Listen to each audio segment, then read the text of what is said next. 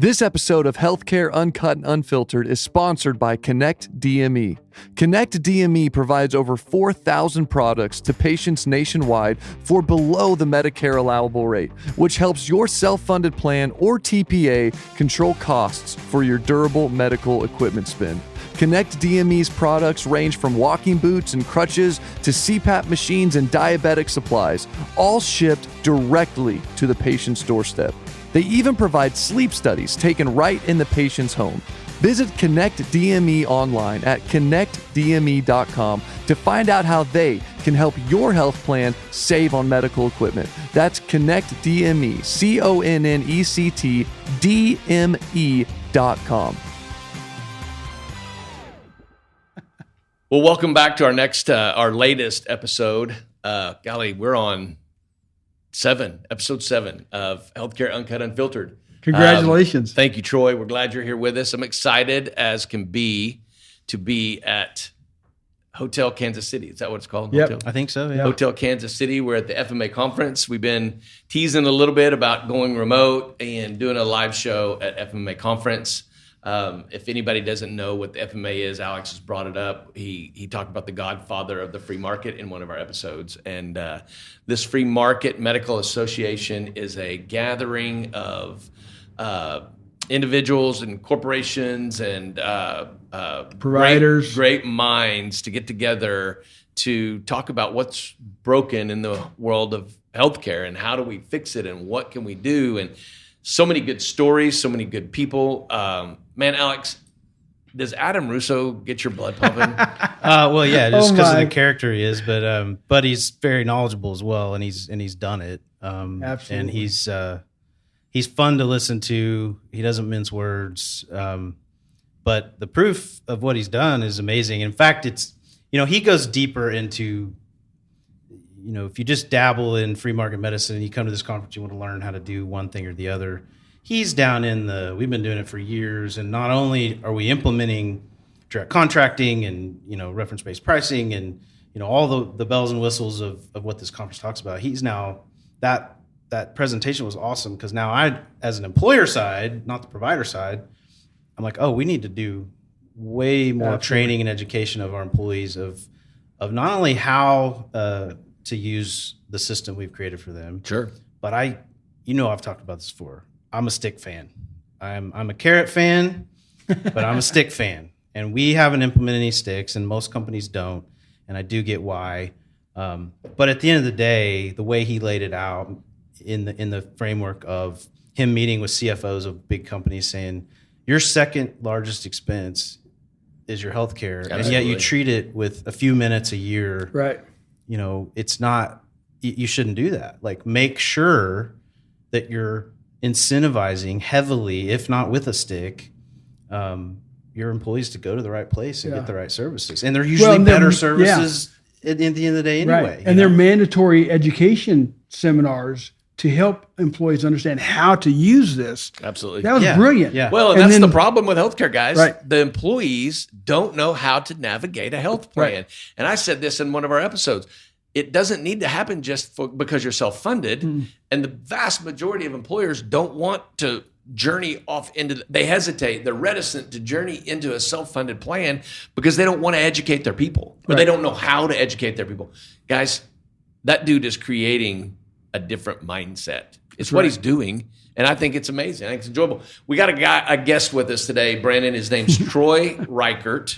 Troy Reichert has been, speaking of guys that get your blood flowing and or you enjoy being around, I've known Troy, since about 2017. When I left you, I went to work with him, Alex. Yep. And I went to work at a firm in Oklahoma City, and I really felt like I was going to, put my feet down in this healthcare brokerage space and learn and figure it out.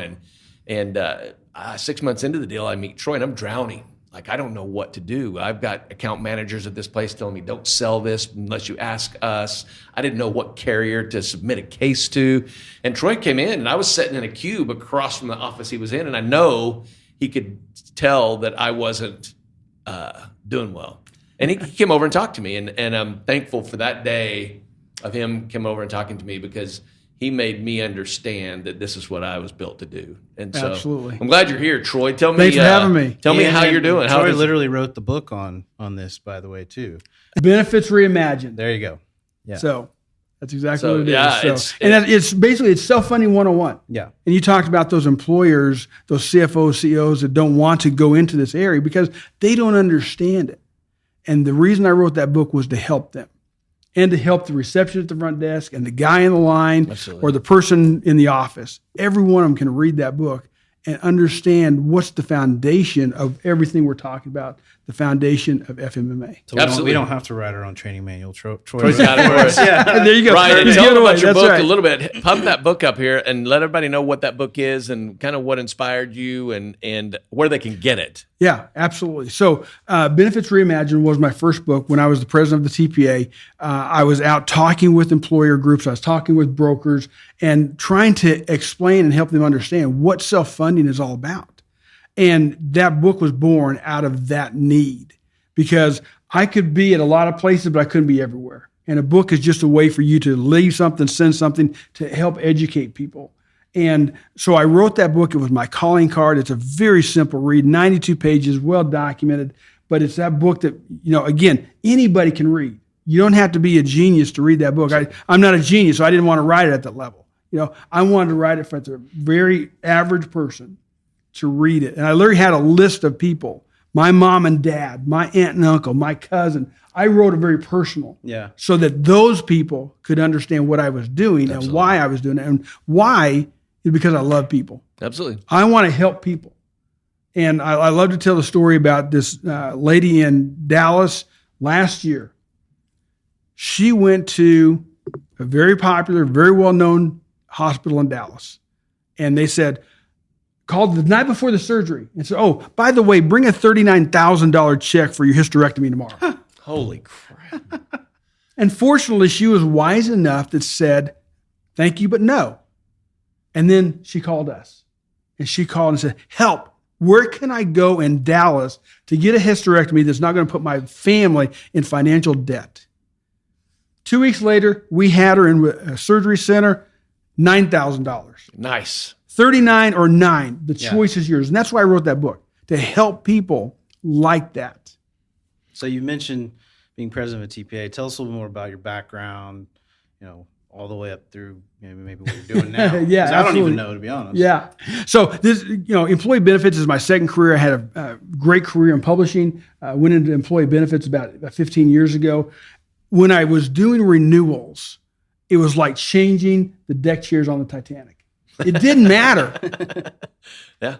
I switched in from Blue Cross to Aetna. I switched in from Aetna to Humana. It didn't matter because there was nothing they could do about those 8, 10, 12, 15% increases every year. Mm-mm.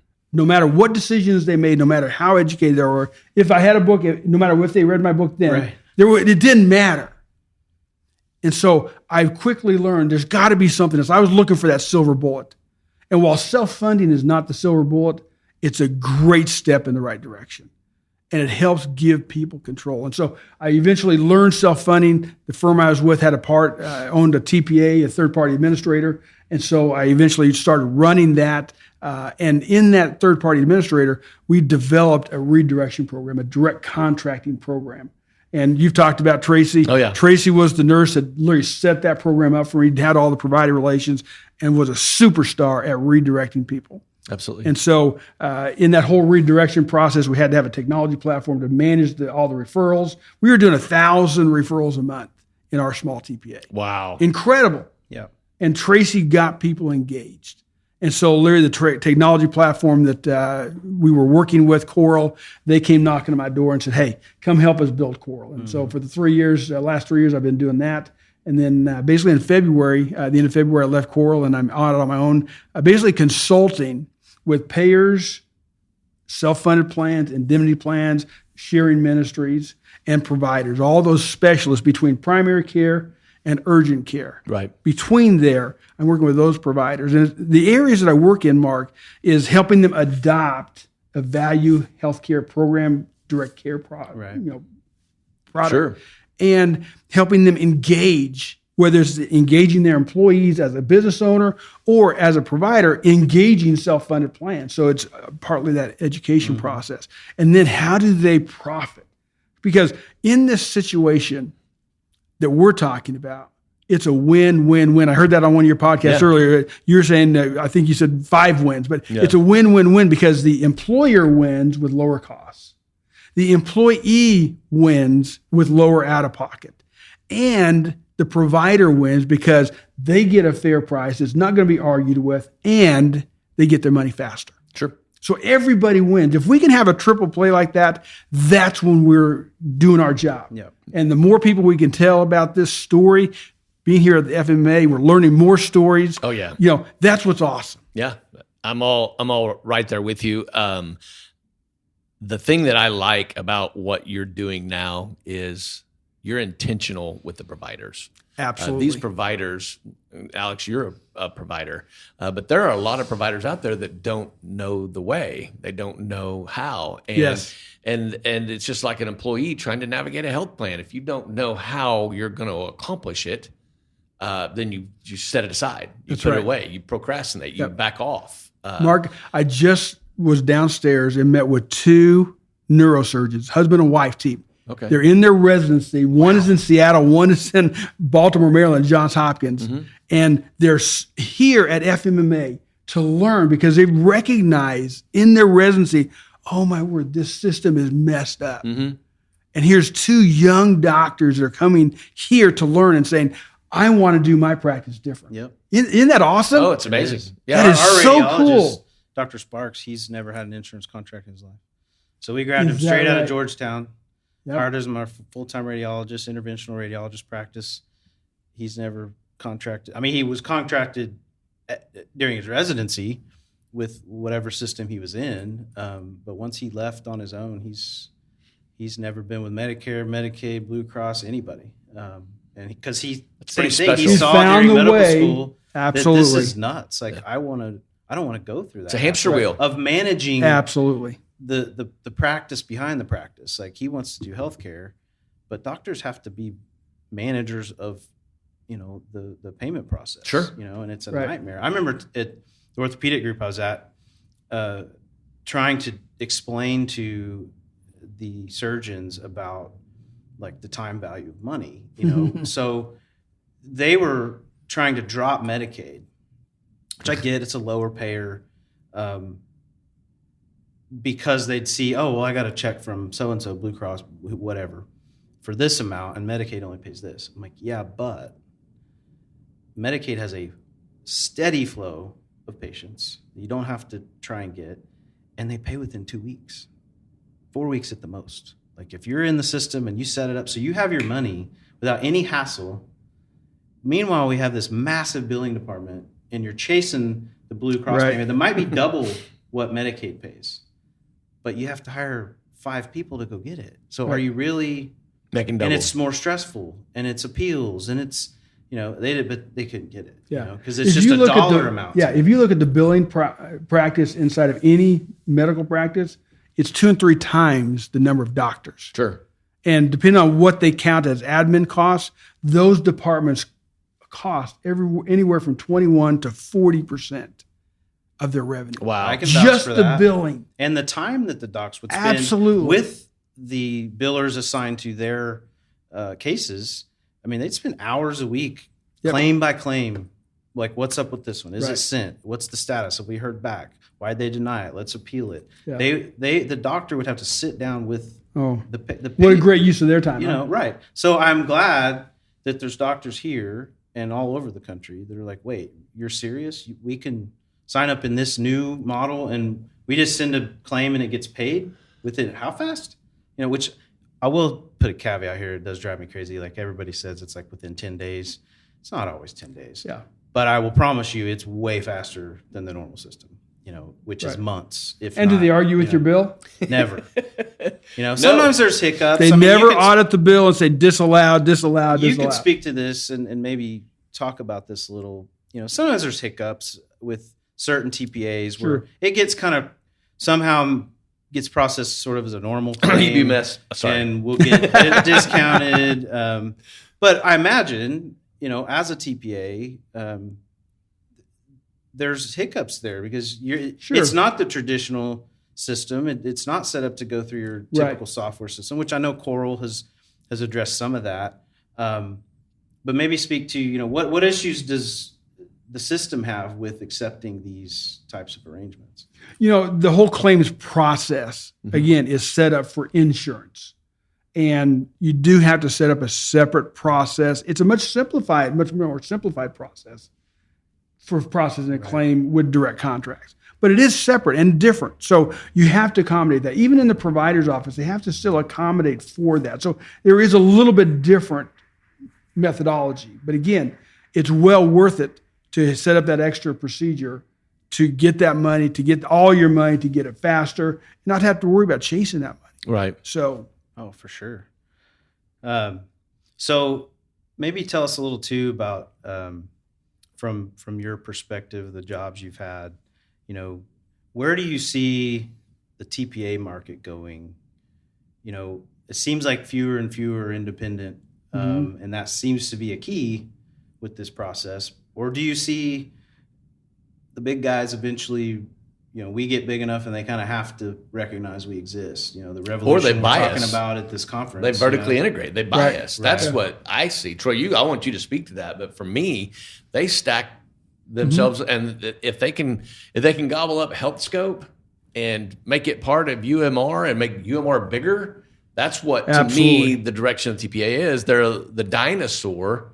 Is the Resource Ones, the BRMS, the family-owned people that have been in this business for years in and years out. And the guys that I know at BRMS had a TPA, sold it to, I think, CompSource, maybe not CompSource, I can't remember, HealthComp or CompSource or somebody, and then realized that this wasn't the route we want to go. So they left their agreement with CompSource and started a new TPA.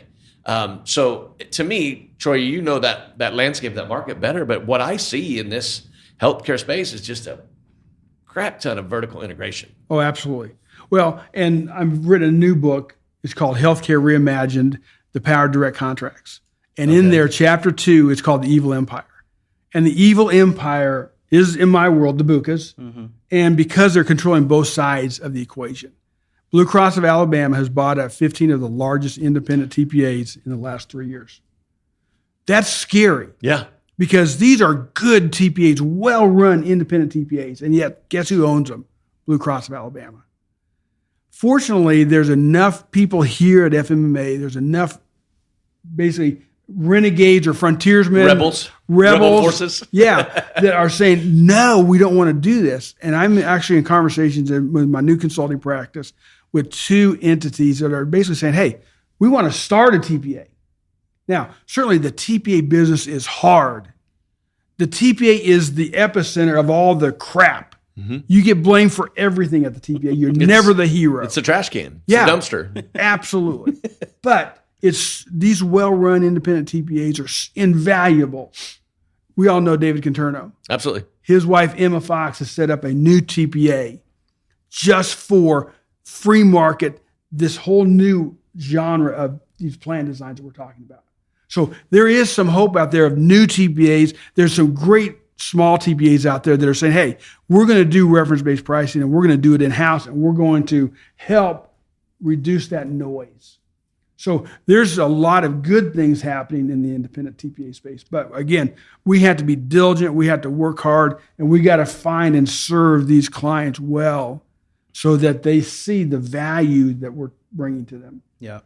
You introduced me to a guy that I need to connect with while I'm here. Absolutely. Dean, is he here? Have you seen him? I have not seen him, but he and I are supposed to have dinner tonight. Okay. And Gulf South Risk, literally my personal oldest self-funded client, I moved to Gulf South Risk because that's how much I believe in them. Very and good. What they're doing and their service model. So for me as a benefits broker, and I don't like fully insured world. My passion. My heart is not in putting anybody with Blue Cross, Cigna, Aetna, or United, Buca. Make sure you know. My heart's not there. Do you recommend I find one TPA, or would you, if it were you, would you spread out and find 3 or 4 and let them compete against each other for your self-funded business? Where's your head on that? I took us a different direction. I love a choice. I'm big on having a choice, but when you focus your business, especially in this space with a TPA, I just think it gives you a lot of help when the chips are down. You know what? At my TPA, over the 10 years that I was working with them and serving as president and whatnot, I saw this ebb and flow of our stop loss carriers. Sure. And you know what? We had the majority of our business with a couple of stop loss carriers. And when the chips are down, when you've got a problem, when you need a favor, when you need help, those partners are there. And I just think that there's a lot of value in having someone that's got your back. They can't work magic. They can't do all this stuff outside of the regulations. But you know what? There is some gray area when they can say, hey, we can help you here. We'll go with you to the stop loss partner and do this. Let's see if we can get this approved like this.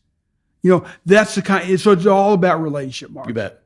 So I think those are the types of people. And, here's the other thing about Gulf South Risk. And I know this isn't an advertisement for them, but they have a succession plan. Why did those 15 TPAs sell out to Blue Cross? Because they didn't have a succession plan. Right. They didn't have a family member that they could pass it off to. They didn't train up leadership to pass it off to or sell it to. They didn't invoke a ESOP plan for their employees to buy it. They had no plan for succession. So they had to sell out. Gulf South Risk has a succession plan. Okay. Buster, the CEO and owner, has told his employees, this will be yours when I'm giving it up.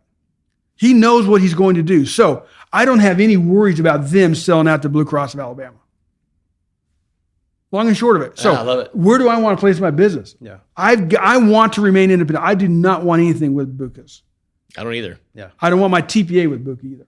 So no, we talked about that. We were lucky enough to have Troy come over to our office and do some self-funding 101 in Tuttle, America, with Cody and the team there. And they drank it like it was ice cold water, and they were in a desert. They absolutely loved it.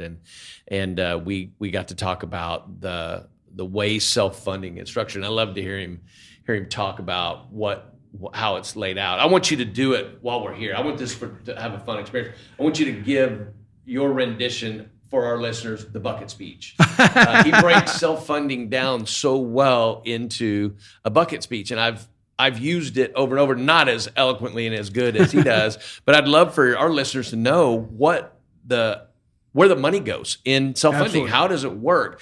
And I don't mean to put you on the spot, but I think this is almost like second nature to you. It is, absolutely. If you wouldn't give us, I'm going to ask the question, hey, Troy, where does the money go in self-funding? you know what, Mark? If you follow the money, it will tell you everything. So whether you're a fully insured plan or a self-funded plan, the premiums that you pay only go into two buckets. Two buckets. That's the only place the money goes. The first bucket is the administrative cost bucket. And the second bucket is the claims bucket. Now, for a point of illustration, these buckets are not the same size. Approximately one third of the cost goes into the admin bucket. 2/3 goes into the claims bucket. Okay, where do we want to focus our attention? I've been in meetings over the last 48 hours where people are saying, yeah, we're trying to weasel down our TPA to get the cost lower. I'm like, you're stepping over dollars to pick up pennies. Yep. It's the wrong focus. Okay, yeah, we have to be good fiduciaries of the admin bucket. Agreed, okay? I don't want to pay Cigna $22 PEPM to have access to their network. That's in the admin bucket. But I want to take care of that claims bucket, which is usually about 2/3 of the whole cost. So direct contracts, everything is about the claims bucket. Now, in the fully insured world, it's the same thing. There's only two buckets. Here's the difference. You never see those two buckets. They won't The tell you CEO, anything. the CFO, the controller, they never see those two buckets. At the end of the year, if there's money left over in the claims bucket on a fully insured plan, Cigna goes in there, sweeps that account and says, thank you very much. Mm-hmm. Aetna goes in there, sweeps that account and says, thank you very much. In a self-funded plan, that claims bucket is a bank account in the client's name. It's not in the insurance company's name. It's not in the TPA's name. It's in the client's name. That's their money. That's their bank account. So at the end of the year, when there's money left over, guess what? That's their money. It's in their bank account. They get a sweep and say, hallelujah, we saved money, guys. Good job. We had a great claims year. That's the two buckets. And most people don't understand that. Right. Now, the next question I always get is, oh my word, what happens if there's not enough money in the bucket? That's where reinsurance comes into play. And most companies and many brokers don't understand this. That's why they're afraid to sell self-funding, because they don't understand it. When you understand this very simple process, everyone should consider it. There are some extenuating circumstances where it's not appropriate. Totally get that. But in the majority of the cases, you should look at self-funding, because there's a thing called reinsurance. There's two levels, two backstops to protect the plan assets. Let's just take, for instance, a small company. They've got $500,000 in the claims bucket for the year, okay? Let's say they blow through that. There are two levels of insurance. One is called spec. So that's a specific on an individual. There's a limit on what you can spend on an individual. Right. And there's an aggregate layer. That's what you can spend as the whole group. So there's two layers of insurance that stand behind you. So when you look at a fully insured versus a self-funded plan, there's literally no more risk. You can set the self-funded plan up so that it's a level pay. You're going to only pay this much money every month. There's things that you can put in the stop loss to protect, again, the cash flow. Yep. Accommodation. And you say, this is going to be your max spend.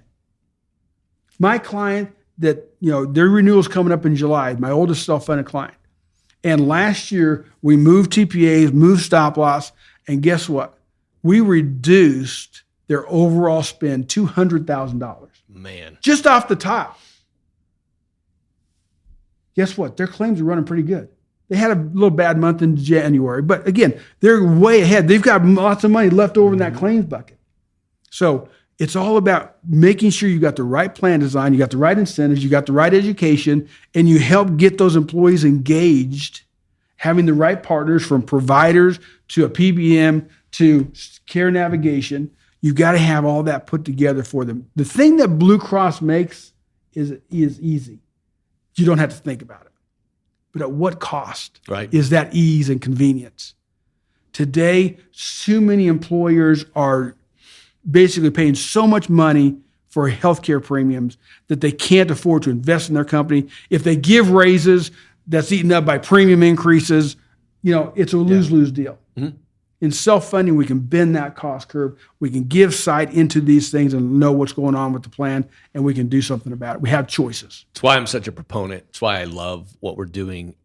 He sat with us at Tuttle the other day and said something, Troy, and I want to tag you on this and let you kind of elaborate on it. But you talked about overhearing somebody with a carrier having a conversation.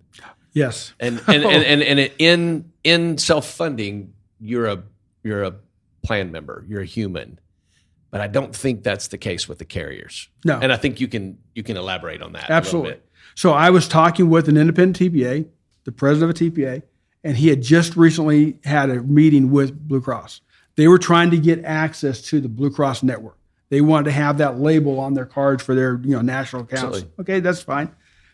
He sat there and he was the president of the TPA was trying to understand, okay, what are your things that you care about the patient? What is it, the quality metrics? All these kind of things related to the patient. And that carrier rep looked at him straight face. And this was not just a local guy. This was a high up guy. To get access to the Blue Cross network, you got to go up the ladder. You got to go way up the ladder. Yeah. You're in a different suite of. That's right. Absolutely. Of the building. You know what he said, Mark? He said, I don't care about people. Blue Cross doesn't care about people. All we care about is the number of lives that we get paid our PEPM for. Oh my word, what business are we in? Are we in healthcare? Or what is our business? No, they're not. Healthcare is all, that's exactly right. They're not in, they're sick care. We've said this. That's exactly right. They're just in profit care. They're profit care, yeah. That's right. Yeah. Yacht care. Yeah, absolutely. So we cannot be in this business without caring about people. We are dealing with people's lives. When someone goes to the doctor, there's a person there that we're dealing with the two most important things in their life. Mm-hmm. Their money and their health. Absolutely. When you get someone in the crosshairs of those two things, you've got an emotional person. Mm-hmm. And rightly so. All of us are like that. Mm-hmm. You start attacking my money, my pocketbook, let me tell you, those are fighting words. You start attacking my health, let me tell you, you're going to see the bear come out. You're going to be cornered, yeah.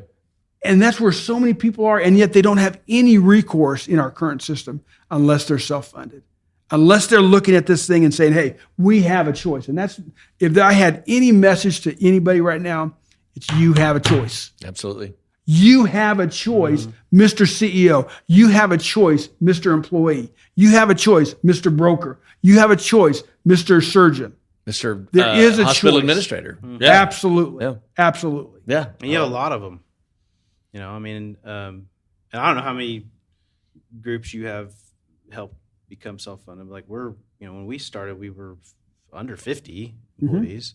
You know, that wasn't even ever a thought for us because it wasn't until we get in this space. We're like, oh, we should look into this. We got to walk our talk. And it was that, but it was a little scary because you're like, well, can we? Sure. Nobody really does it at that size, and there's probably a reason, right?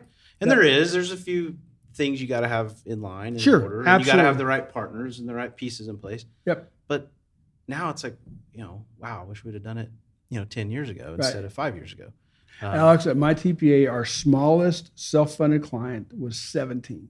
Now, today you can actually go lower, and there's a lot of reasons to do that, but 17. And it was a chain of retail liquor stores in Arkansas. You still know them? Bourbon Hunter? We need to go talk to them. Yeah, exactly. That'd be a great podcast for you, wouldn't it? That's right. But I'd love to have them on. It's so interesting because the CEO understood these principles I just talked about in terms of the 2 buckets and how you can manage those. One time he had to have a medical procedure done. He went out to California to the place that was the best at it. As he walked up to the counter, he said, how much is this going to cost me if I give you my insurance card? $88,000. He said, okay. If I pay you cash today, how much? $33,000. He said, here's my Amex. Yeah. He understood this is my money I'm spending. Yeah. Either way, I'm going to spend 88 or 33. I know my plan's going to reimburse me for the 33. I'll take 33 every time. Absolutely. Yeah. But that's what we have to do is help educate the CEO and the receptionist and everybody in between and everybody that's employee as to how to use their health care. I've gone on record of saying I don't like the term broker. I've gone on record saying that. And Alex doesn't care. That brokers are necessary. And so we've been in light debate about that, but I think we need to change our name, Troy, to retention and engagement officer or something along those lines. And Adam Russo was a great example of that from the perspective of his people don't leave. Well, the vast majority of his people don't leave. All his people don't leave because they feel cared for. Absolutely. They feel like they're in a part of a family. And the beauty of what we bring to the table is that's what you do. You wrap your arms around your group and you take care of them, and you it's maternal almost. Right. But at the end of the day, the struggle I have is there are companies out there that don't care. They don't care. They care about their bottom line. They're there for a profit, and if the people don't get in line and follow orders, they're gone. They're dispensable almost. Right. But in such a tough hiring environment that we're in right now, it just seems like we should change our name to employee engagement and retention people. That's absolutely the concept. Yeah. Absolutely. I think it well, the irony of that is that if these businesses are in it for just the profit, then why aren't they peeling back the curtain and looking at their health plan and actually saving money on it? Well, do you want to hear why? Because I am in the business of asking them that.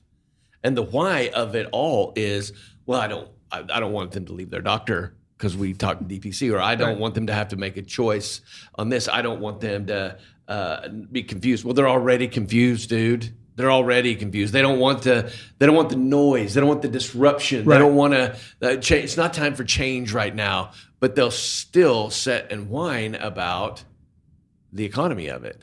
And it doesn't make sense to me. So, at the end of the day, you get to where the beauty of me making my move, Troy, is that I get to pick and choose who I work with. Absolutely. If you don't want to care for your employees, good luck. When you're ready to have that conversation, ready to make tough decisions, ready to put care before profit, and profit will come. Right. It will come. Then we can have that conversation. But at the end of the day, there's just so many of them out there, Alex, that don't get it. They don't understand. And they won't peel away from a relationship. And the thing I've said, Troy, is I'll teach their broker how to do it. Right. Let's show them the way. You don't have to come to me, but this is so valuable to your organization that if you're not asking the questions, you've got your head in the sand. It just blows my mind. The outside perspective looking in is absolutely that. What is that Game of Thrones quote? Chaos is a ladder.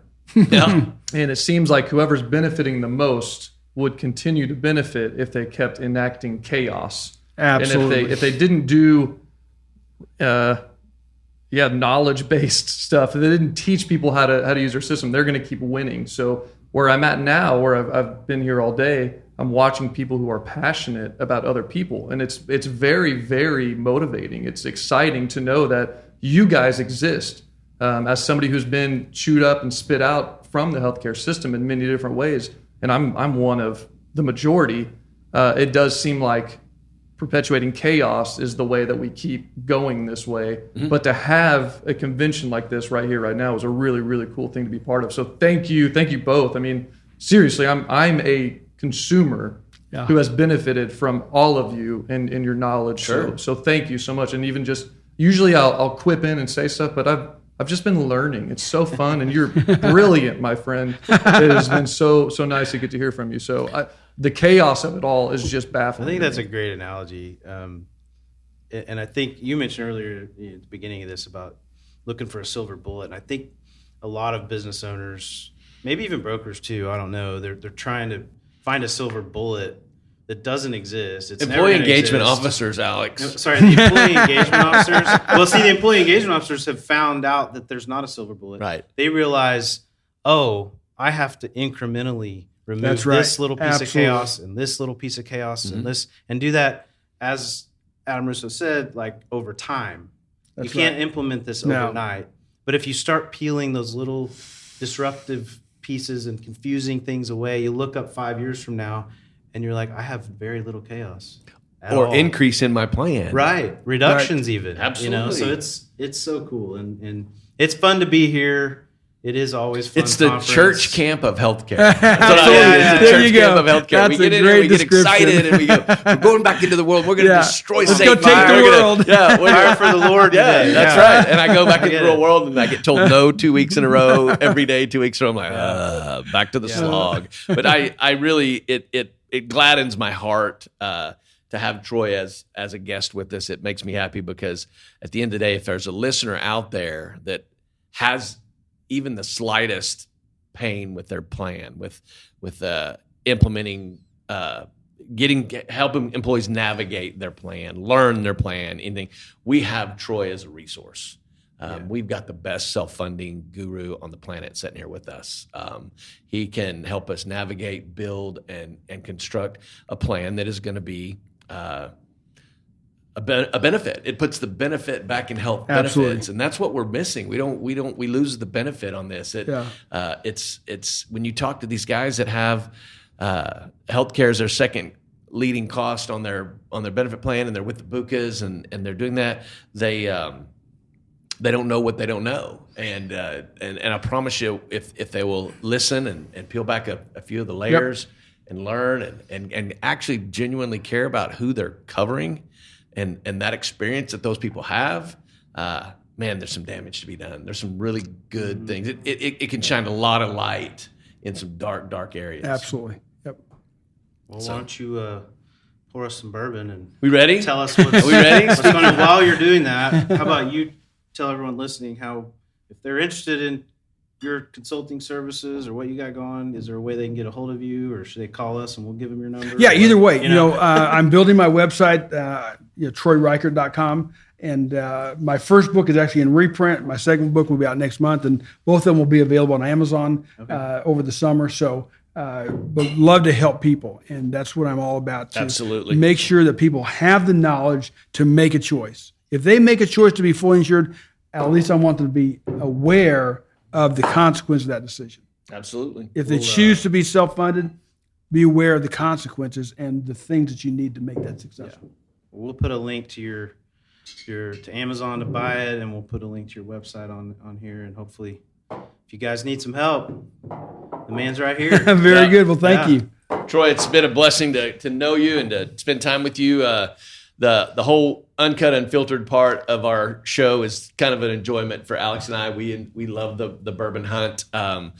There's a crazy thing going on in the bourbon world. It's called allocation, and it's not different than healthcare. You know, you're limited to where you can go. You're limited to what you can do. I can't find good care, et cetera, et cetera. We have a hard time finding good bottles of bourbon that we like, that we want to drink. And so every once in a while we stumble across one. We try to bring it on. This is 1792 sweet wheat. 1792 is it's a bottom line for Barton Distillery. It came out as kind of a loss leader. It's kind of like Ancient Age was for Buffalo Trace, but they did a good job on it, and it's become a top shelf bourbon over the years. And they've done renditions of it. It came out as 1792 small batch, and they did a full proof.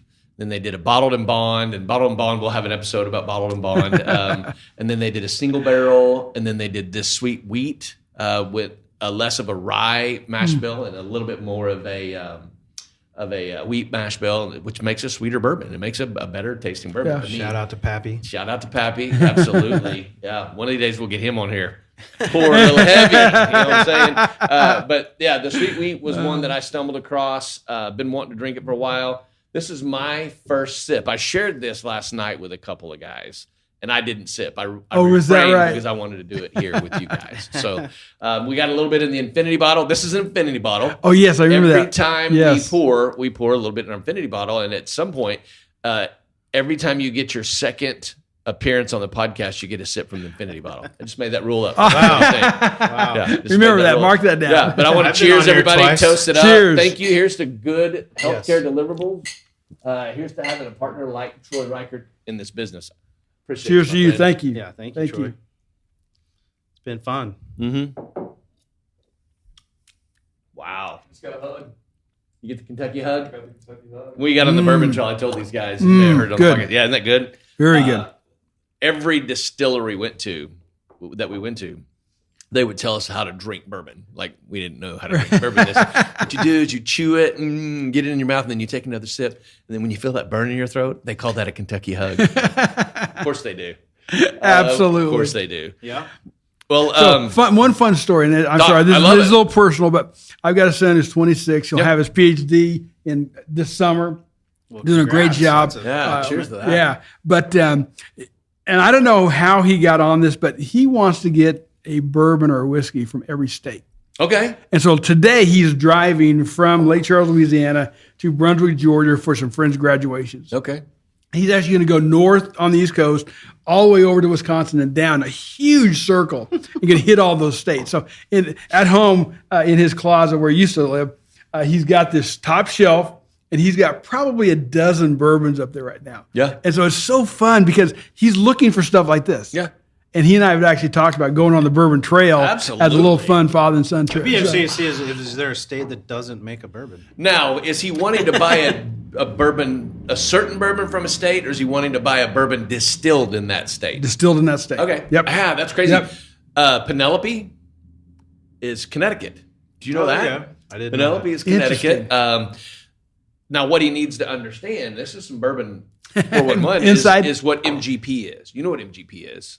What's that? Okay, MGP is a company out of Indiana, and they'll make a mash bill for you, and they'll make a wholesale mash bill, and you can take your mash bill and age it. Oh yeah. They make your juice, and then you go age your juice. Like Angel MB Rye is MGP juice. Remus is MGP juice, and so they make Indiana. So they make sort of the foundation of it, and then they make the spirit, right. and the distillery ages it. They distilled the spirit. The distillery or the location Right. age it. They'll put it in their rick houses and the Right. barrels that they want. Very cool. How they want to do it. But the magic that happens with the bourbons today is how they're finished. Oh, for sure. Sure. Yeah. Right. They didn't used to finish bourbon. Bourbon was done after it reached a certain age. Well, Maker's Mark now, you can buy a stave profile and they'll age it for you for 4 years, and they'll pour it into another barrel with French oak staves, white oak, American, and their staves are like X's in this bottle and this barrel, wow. and it'll age in that barrel, and you'll pull certain flavor profiles from each Interesting. stave. And it's really kind of intense how finishing bourbon. We okay over there? Yeah, that Kentucky. That's hug a little too hard. Little Kentucky punch. Bear hug. Yeah, it's a Kentucky sleeper hold. Have you ever been to Have you ever been to Jack Daniel Distillery? I've not been to the Jack Oh Daniel. my It's word! in Nashville. It's in just south of Nashville. We used to live in Nashville, so that was sort of the thing to do, just to go there. It's incredible history. You know that's a dry county. Oh, I think I Where you distill Jack Daniel's liquor is a dry county. They can't sell it there. They can make it, but they can't sell it. Distributorship's got to be big for them. Oh yeah, and it's so fun to go in there and go through that and learn the history about the cave where he found this beautiful water. It's That's it's a great next on story. the list. That's absolutely next on the list. If he gets in Texas and he's looking for a good Texas whiskey, Rebecca Creek's one of my all-time favorites. A cool story about Rebecca Creek. I know we probably got to wrap up. Are we pushing an hour yet? Yeah, 46, you're good. Oh, we're good. I want to tell this story. I was in a Total Wine in Denton, Texas.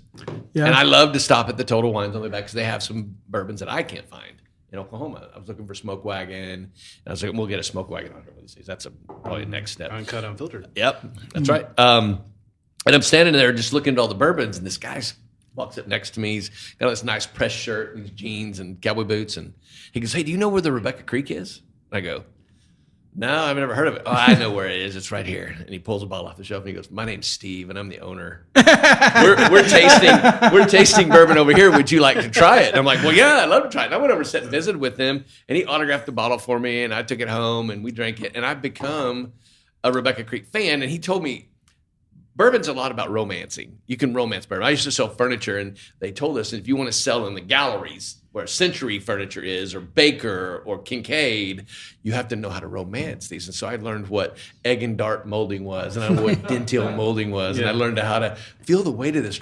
Bourbon is romanced. That's why they have bourboners, and he romanced the heck out of Rebecca Creek for me. They have a clear creek that's spring fed that runs behind their distillery, and all our bourbon's made from the water that comes out of the there Yes. to Right, this right. Rebecca is there. Yeah, it was down there. Yeah, Right. Rebecca. It was absolutely incredible. And Brings so, the water yeah, up. we had a good conversation. Well, even further down the road, I played in this the Streets of Africa deal that you can't ever go to because you decided to get married. Damn you, Jody. I go to this deal, and the guy that runs it put me in charge of some prizes. Well, I called the dude up and said, "Hey, I want to do a whiskey basket." He sent me Pro V1s and shirts and whiskey and everything. Wow. And we had a really cool That's Rebecca awesome. Creek whiskey awesome. basket put together. But these guys that do this are really, put their pants on normal every day, one leg at a time, people like we are. And it was fun to meet him, fun to get to know him. Yeah, Seems like we should be romancing healthcare a little bit. absolutely. Look at you tying it all together. Absolutely. I like that. It's true, though. It's Well, and very as true. we share the stories of people, Oh, yeah. People matter. that's when they'll understand that's me. I can be helped too. Yeah. We started out this conversation talking a little bit about Tracy Krieger, but that's kind of been the heartbeat of what we Absolutely. do. And she wants that, employee that works out in the field digging That's right. ditches or working, in a blue collar situation that hurt his knee on the job, that's scared to go get an MRI Right. because he doesn't know what he's going to have to pay. Right. That Adam Russo deal, or not Adam Russo, Jay Kempton story. That story was powerful to me. Yeah. Taking your daughter to see something, see a medical visit for something important, very important to her, and going through that process with them, being the purveyor of easier access to healthcare is the romancing. I'll add piece of to it. that. So when he was talking about that front desk person saying it's illegal for us to not take your insurance, right? I actually had the COO of a large hospital system in Oklahoma City tell me the exact same thing when I was disputing a claim. He literally, on the phone, he said, "Well, we're required by law to file your insurance." And I said, "Did you hear what you just said?" He's like, "No, we are." I said, "No, no, Did no." his pants catch on I fire said- immediately? Well, no. I think it's the speak they're taught Yeah. to say. Absolutely. And he truly believed that. Like, I don't think he was trying to pull the wool over my eyes. This was Like, a COO? yeah. And I said, Oh. "Hey, you're saying that wrong. You're required contractually with the insurance company to file on my behalf if I hand you my card. But you are not required to file my insurance if I don't want you to. Well, I know somebody got arrested. Well, that kind of makes sense, but like he was literally saying, like, that's not really what we're told. Mm-hmm. Like, you know, we had a candid conversation. He was a very nice guy, understood why he was on the phone with me. You know, nobody he didn't know about some silly tiny claim compared to what they deal with there. So he was willing to have the conversation, and he was willing to admit, yeah, that doesn't sound right. But that's what he said. And I think it's just a culture they're told that. I don't know. Right. I don't know where it starts. My guess it'd be Bucas coming in saying 100%. No. You have to. Did you read the PPO contracts language that he put up there? Yeah. That's 100%. Oh, what they so they scare him to death. That's shocking. Yeah. They scare him to death, and they comply because hey, that's how they pay. I'm afraid that the insurance card police are going to show up and arrest me. Right. Well, it's crazy. You're going to take me out of network. Are you kidding me? And I've used that in the last couple of weeks. I'm like, I called the TPA and they said they couldn't give me a census because my company hadn't notified them that we're broker record. Right. And it was all about PHI and HIPAA and all this. And by the way, on HIPAA, I want to go on record. There's not a case of any precedence in America involving HIPAA. There's no violation. There's no case in America that a lawyer wants to use involving HIPAA. HIPAA is a law for the Bucas. HIPAA is a law that doesn't, and it's crazy. I talked to Dustin, told me this. He goes, when somebody calls me about a HIPAA case, I don't even worry about it because there's no case study, no case of precedence where HIPAA is concerned. But they get told that there's been a lot of fines. There's cases. No, there's fines and all that. But he said there's no case law of precedence. Oh, yeah. Right? Oh, no, it's vague. Right. You know. And that to me. Do you know that's why the medical industry uses faxes? They use making fun of faxes. Mm-hmm. It's not because they love fax machines. It's because fax machines are outside of HIPAA. They're not written into the language. HIPAA is electronic transmission. Wow. A fax machine is analog. Now, granted, faxes are electronic now, but they haven't really ever come back saying face up on top of the machine. Well, but again, HIPAA is regulating electronic transmission of PHI. If you put a piece of paper in a fax machine and it sends over a phone line and it spits out a piece of paper on the other end, I've even asked, like, even though that actual paper it gets scanned electronically, it gets sent electronically, received electronically, it started analog. A piece of paper went in a fax machine. I mean, that's literally why faxes are still used in incredible. Which is hilarious that you can't use email, but. Well, thanks for being here. It's been Thank you for having me. This has been a great conversation. Yeah, I love it. We'll get you back on and see how the new book's going. Thanks. See how your journey's going. Absolutely. We're excited to what the future holds, and I'm excited to work on some cases together. Yes. I'm excited to get together and write some health check screening, do some work with Troy, and put some self-funding out there and take care of some people. Amen. Absolutely. That kind of wraps it up for us here at Health Care Uncut, Unfiltered. Troy, I'm so glad you were here.